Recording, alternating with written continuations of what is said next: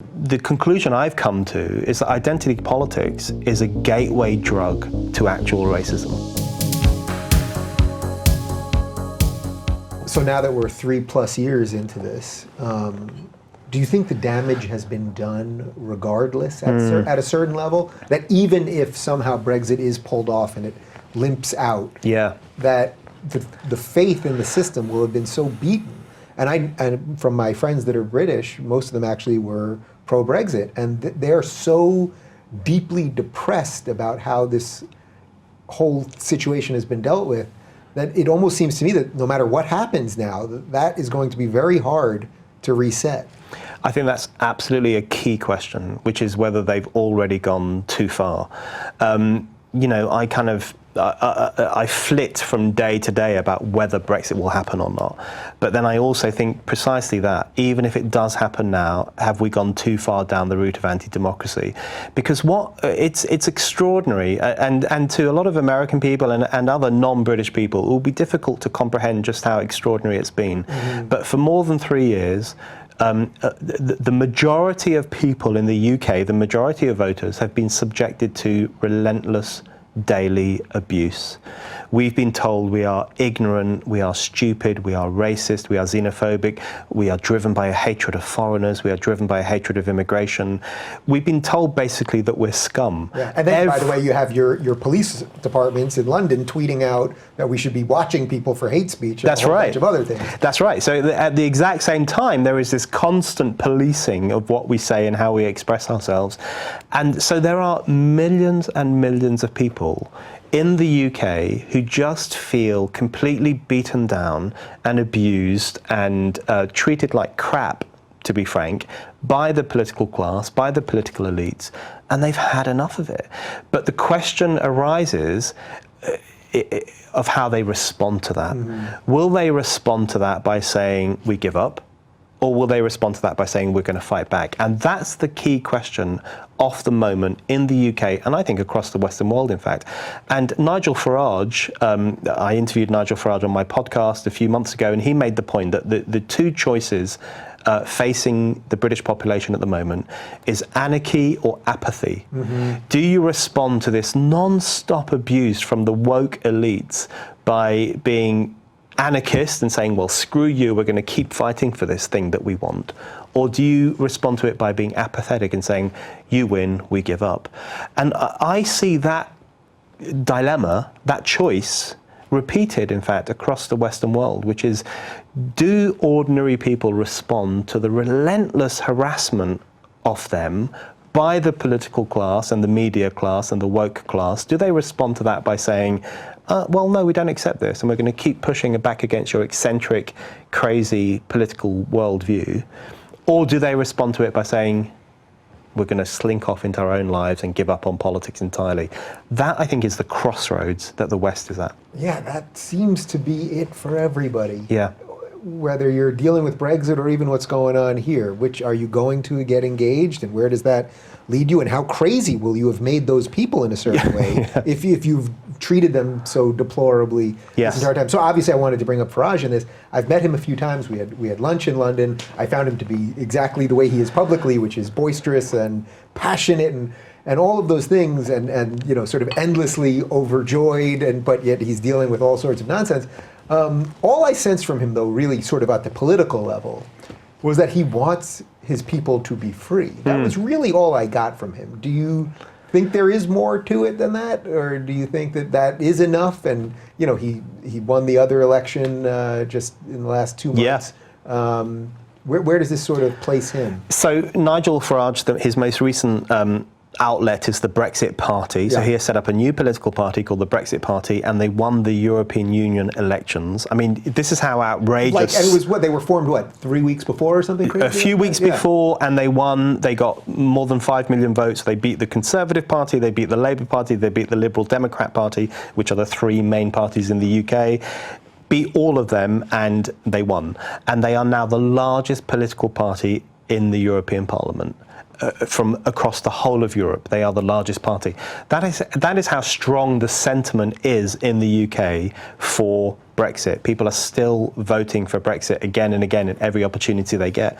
So Nigel has set up this party. I think it's a very admirable exercise. I think he is someone who genuinely wants the UK to leave the European Union. And in fact, he has devoted his working life to that for the past 20, 25 years. He was originally a leader of the UK Independence Party, and now he's a leader of the Brexit Party. But all along the way, he has been arguing that we have to leave the European Union because it is anti-democratic and illiberal and a really foul institution. And he's absolutely right. He organised a huge rally outside Parliament a few months ago called the Leave Means Leave rally, i.e. leaving the European Union really should mean leaving the European Union, which I was one of the speakers at that. So I got to meet him, got to speak to him, and I very much got the impression, firstly, that he is someone who is genuinely committed to recovering Britain's national sovereignty and Britain's popular democracy against this kind of encroaching oligarchical institution in Brussels. And I also got a sense from the vast crowds who were there, thousands of people, many of whom came up to me afterwards to talk to me about what I had said, got a very clear sense that there are huge numbers of ordinary people who want the same thing, who want us to leave the European Union, who want Britain to go back to being an independent nation. So it wasn't just a big party for racists and people who hate immigrants and hate gay people and the rest of it? It's so infuriating. I think, the thing that I think infuriates me most about contemporary politics is the way in which people are so casually written off. It's a new way of saying you're scum, so we don't have to deal with you. But instead of saying you're scum, which would be un-PC in itself, they say you're racist, you're xenophobic, you're Islamophobic, you're transphobic, you're all these phrases that they've invented simply to demonize certain points of view. And that's been used against Brexit voters, who are all written off as xenophobic. It's been used against numerous sections of society who simply want to defend liberal values or traditional values or conservative values or any view of life that runs counter to the politically correct elite. Anyone who does that instantly runs the risk of being denounced as phobic in some way, and that's such a dangerous approach. How would you connect this to what's going on more broadly with labor in general? So you mentioned that 90% of them don't want to leave, or that 90% of them don't want to leave. Which is against the will of the people. That's one thing. But now there's all this giant, anti-Semitic scandal with Corbyn, which now is starting. I think we're seeing the seeds of it here with the Democrats. I think this new woke class of Democrats, they're teasing out the very things, and I see this from a lot of conservative British pundits. They'll say, that's the type of talk that we started hearing about 6-7 years ago. And now it seems like it's taken over labor entirely. I completely agree. I think you're absolutely right to draw that connection between the kind of prejudice that is growing up in the Labour Party in the UK under Jeremy Corbyn, who is this kind of supposedly radical Marxist leader, and the kind of prejudices that we're seeing expressed among, the kind of radical wing of the Democrat Party, which is this increasingly anti-Semitic worldview. And the conclusion I've come to is that identity politics is a gateway drug to actual racism. Because what identity politics does, it does so many bad things. It rehabilitates racial thinking. It divides everyone according to their biological origins rather than the question of their character and who they are and what they believe. So it's a very regressive form of politics. But I think the worst thing that it does is the way it organizes every ethnic group and social group according to whether they're privileged or oppressed. And it has this obsessive desire to locate every single group in this kind of hierarchy of victimhood. And what that does, it's meant to generate sympathy for the most oppressed groups, which apparently includes, in America it would include African Americans and Muslims and so on. It's meant to generate sympathy for them, but what it does by extension is generate hatred and bile for supposedly privileged groups.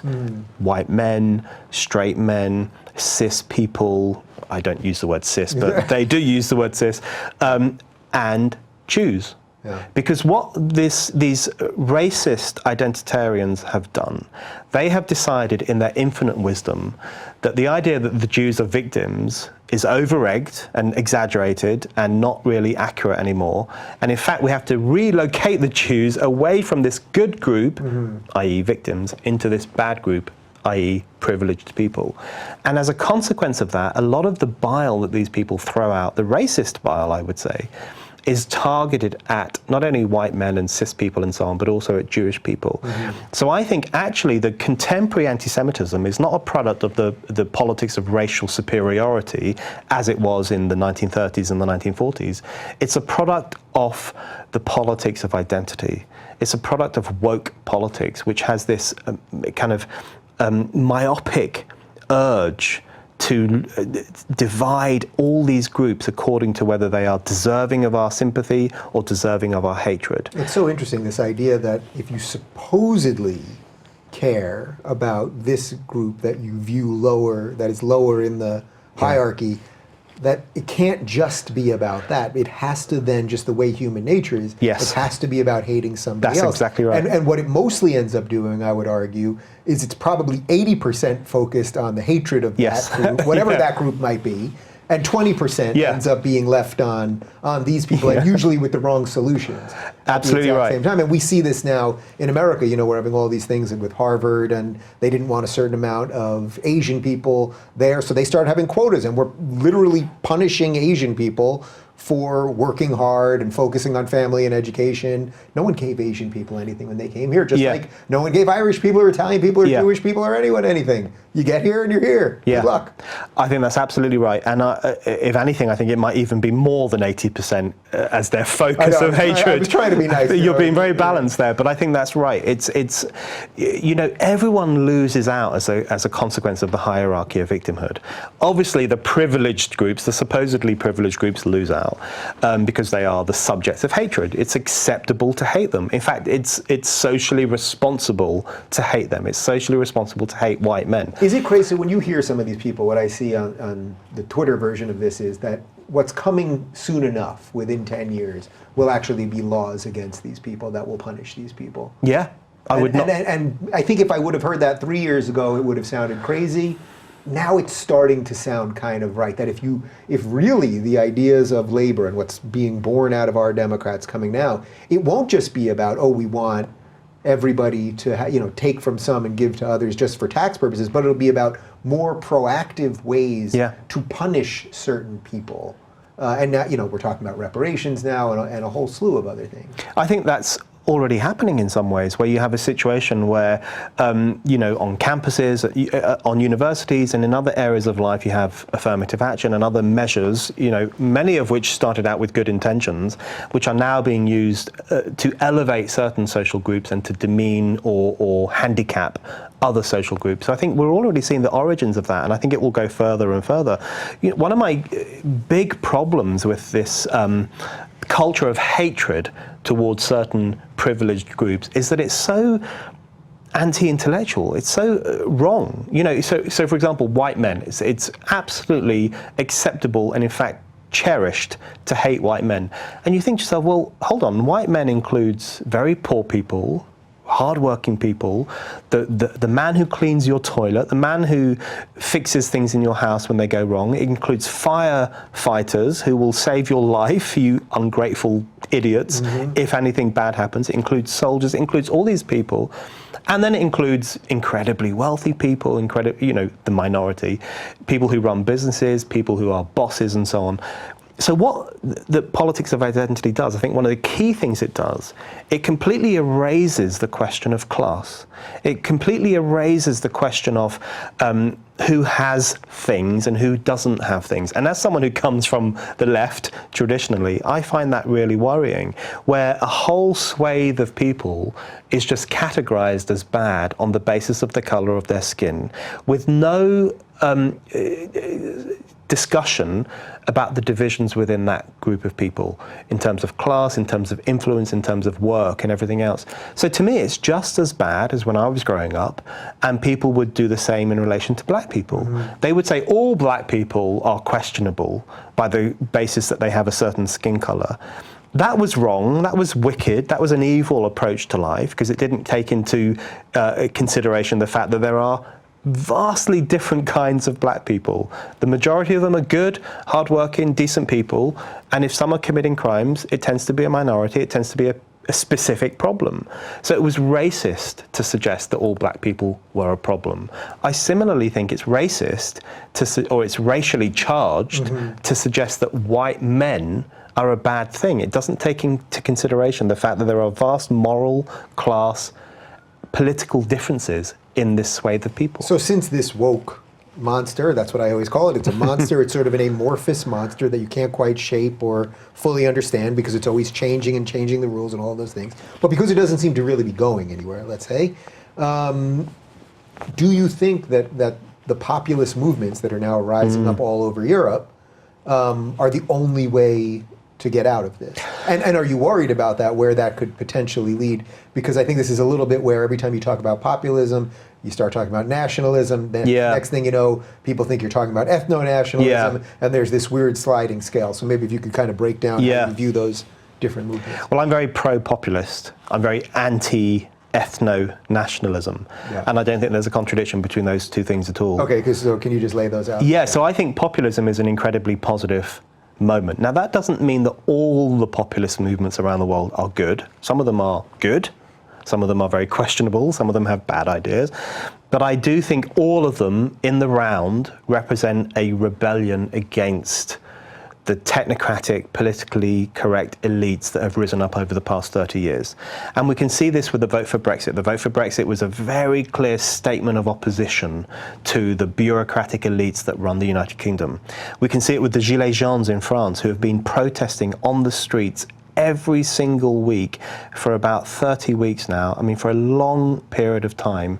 They get virtually no media coverage. Well, you certainly won't see that on CNN, right? But we don't see anything about Brexit on CNN. You won't see it on CNN, but we don't even get coverage of the Gilets jaunes on the BBC, and we live right next door to France. We live 26 miles from France. It is our closest frenemy, and we don't get the coverage of what's happening there. It's absolutely extraordinary. But I think with the Gilets jaunes, that's very clearly a protest against Emmanuel Macron, the president of France, who is a elitist, paternalistic, bureaucratic politician. And we can see it across Europe. There are various left-wing and right-wing populist movements emerging, pushing aside the kind of traditional social democratic or right-wing parties and saying we need a new kind of politics. I think you can also see it in the US with the Trump phenomenon. Now, I don't think the Trump phenomenon is uncomplicated. I think it's very complicated. I think there are many problems with Trump as an individual and as a politician and in terms of what he says and what he does. But I think the vote for him through the Electoral College, everyone will say he didn't win the popular vote. We know this, but through the Electoral College, the fact that he won is incredibly significant, and I think it represented a rebellion, particularly among working class voters, where they were saying we've had enough of the establishment, we've had enough of establishment politics, woke politics, the kind of thing that Hillary and others were pushing. The problem in the US, as far as I can see, I think the Democrats have gone completely nuts, because what they have done is they are going further and further down the route off the kind of politics that the people have rejected. So let me pause you there for a sec. So since we're saying that we should view what's going on with Labour now in the UK as a sort of precursor to what's happening with the Democrats, people always ask me this, well, is there any sign that it's going to stop? And I cannot find a sign that at any moment over these last couple of years where the left went bananas and identity politics and all of these things and Trump became president, as if that wasn't a big enough sign, I've never seen a moment where the self-reflection kicked in. No. Was there any moment in Labour's dissent that you saw, like a moment where suddenly there was a chance, at least, even if it didn't actually materialize, but a chance where you go, now they could kind of recalibrate and get back to saying, because Yeah. We see, they throw in Biden basically as the last chance, Yeah. I think. It was like, take this old guy who now is going to try to play your woke game too, Yeah. but he's the last thing we got. That's the great tragedy of Biden, I think. He keeps getting attacked by these woke politicians, and he keeps giving in too much to them. You think, stand up for yourself, Joe. Anyway. I don't even like him that much, but man, if he would just stand up to them, I would be all about it. He could clean up. Stand up, yeah. But in the UK, that's a really good question, because I think there were a few moments where Labour thought to itself, where are we going? And in fact, there are still sections of the Labour Party, small sections, who are saying, we've gone too far. We've gone too far down the metropolitan, elitist, kind of woke political route, and we need to recover what we were traditionally about, which was about being a democratic party, a patriotic party, a nationalist party. Right. This sort of gets us back to where we started this interview, actually, because I was asking you, can you stay in something and fix it from the inside, or somehow? Yeah. My view, and I've said this to Labour supporting friends of mine, my view is that Labour cannot be fixed. It's lost. Because this has been a long time coming, in fact, and I think it's been a long time coming from the left across the Western world. And they've made the wrong decision again and again and again, and they've gone so far down the route of this kind of elitist, distant, paternalistic politics that I think it'd be very hard for them to come back from that. So the point I make to Labour supporting friends of mine who are still pro-Brexit, pro-democracy, who think ordinary people are decent and sensible rather than idiots, I always say to them, you've just got to leave. You've got to set up your own organisation. You've got to do your own thing, because it's a lost cause. But I think looking at the US, I'm just amazed at the mistakes that the Democratic Party are making. And I just think they are making all the same mistakes that the British left have made. They're going, this is why I have this soft spot for Bernie Sanders, not in the sense of economics. I think his economic programme is like, oh, no, that's really not good. Right. But there's a really interesting tension between the traditional leftism of Bernie Sanders, which tends to be pretty much class-based, and the woke leftism of the new Democrats and the new left. And you can see it when they keep firing back at Bernie, saying, well, you're an old white man.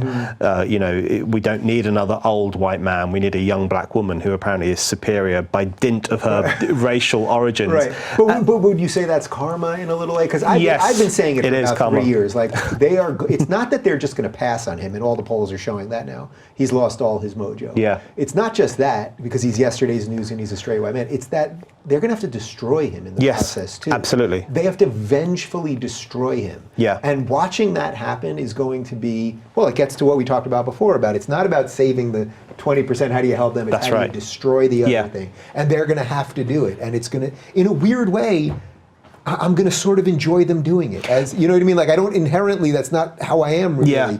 But it's like, you sort of created this thing. I get it. You're not like the fully woke thing, but you kind of are, and now congratulations. It's like them calling Pelosi racist. Well, I completely agree. I think when politicians like Sanders and Pelosi and others give in too much to the woke agenda, they sign their own death warrant. I think that's a very clear case of what's happened with Bernie Sanders in particular.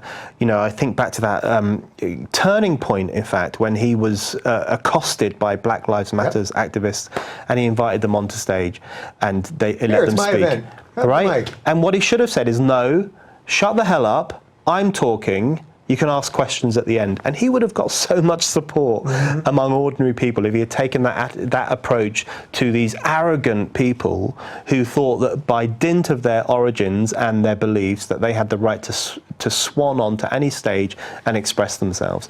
I think he would have won so much public support if he'd stood up to that. But again and again, that's one example. Again and again, he has given in too much to the woke agenda. So he's kind of signed his own warrant in many ways, but I do think that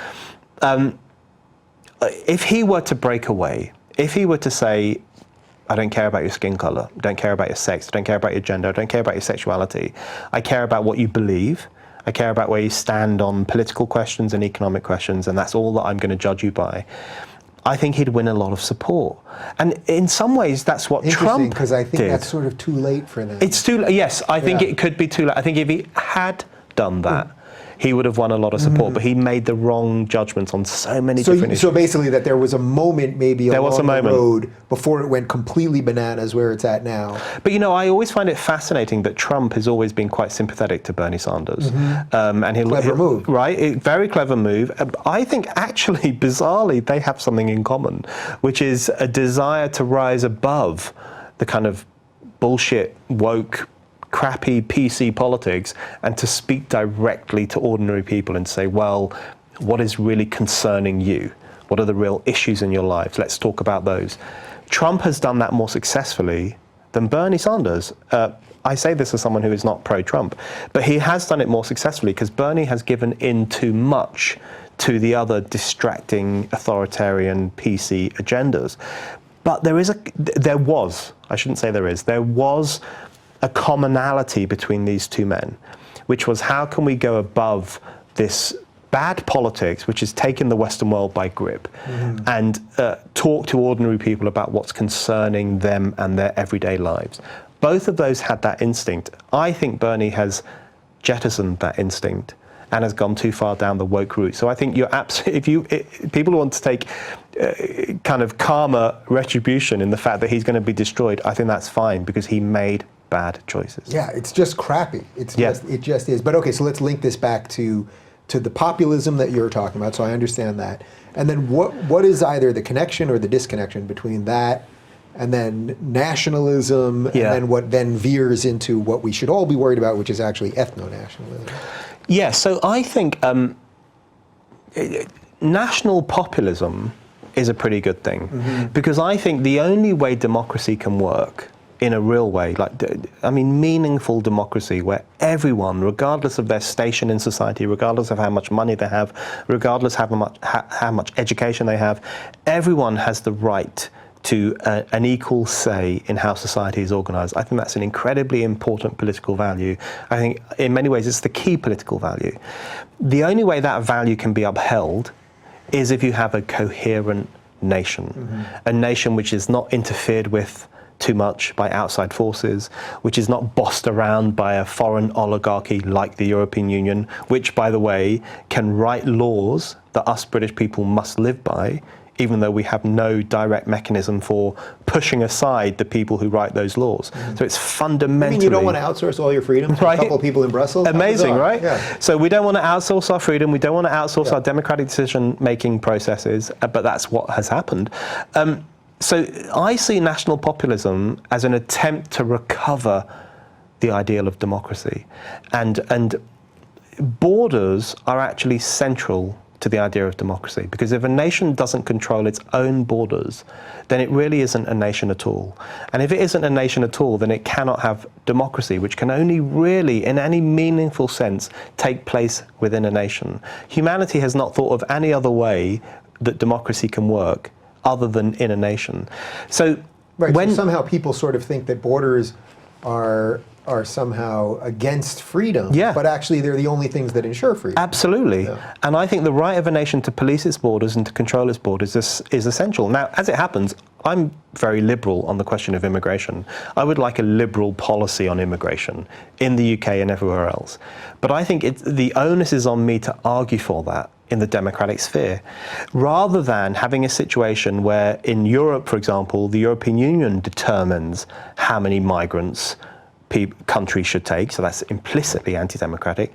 Or over here in the US, you have a situation where you have these kind of supposedly radical, eccentric Democrats who just think everyone should be able to come to the US, regardless of whether they come through the legal port of entry, regardless of whether they've tried to do it in the reasonable way. They should think that people should be able to swarm into the country and do as they please. What these two things have in common is a hostility towards the idea of borders.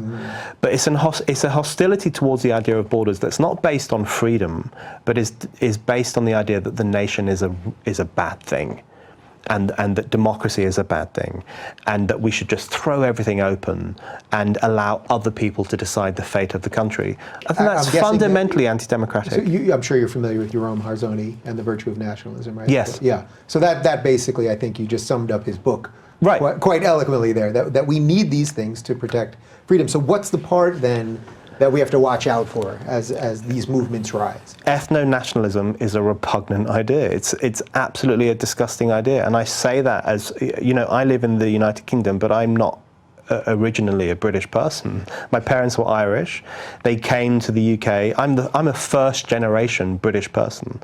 So, you know, all these people who say, go back home, you don't belong here, you've only been here for a few years. I mean, that applies to me, right?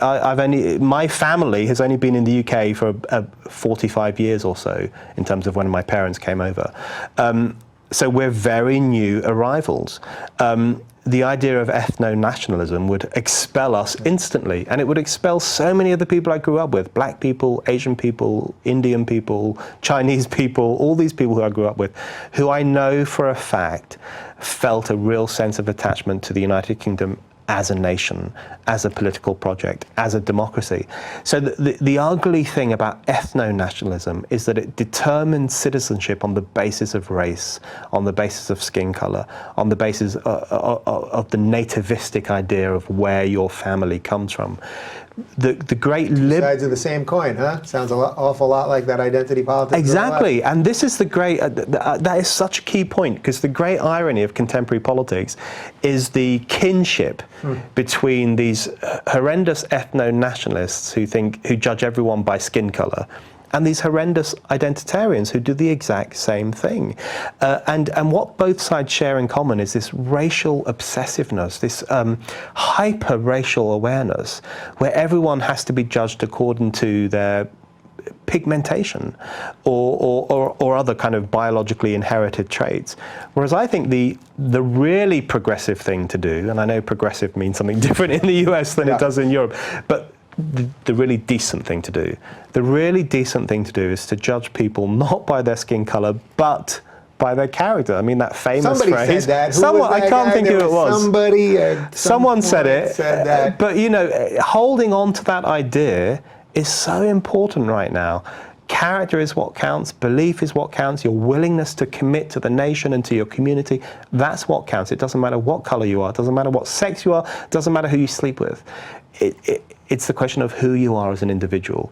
And I think that is an incredibly positive idea. And it's under attack from both sides. It's under attack from the supposedly alt-right, which I know is an overused phrase, but the ethno-nationalist, and it's under attack from the left identitarians. And I think defending that idea that you can be part of a nation regardless of where you originally come from is so important.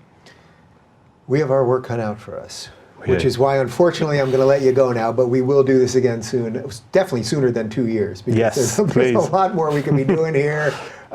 Brendan is wise enough not to be on Twitter, but you can follow Spiked Online at @SpikedOnline. And don't forget to click the subscribe button right here on YouTube and make sure to turn on notifications so that you can actually see our videos in your feed. How novel. I know, it's crazy, isn't it?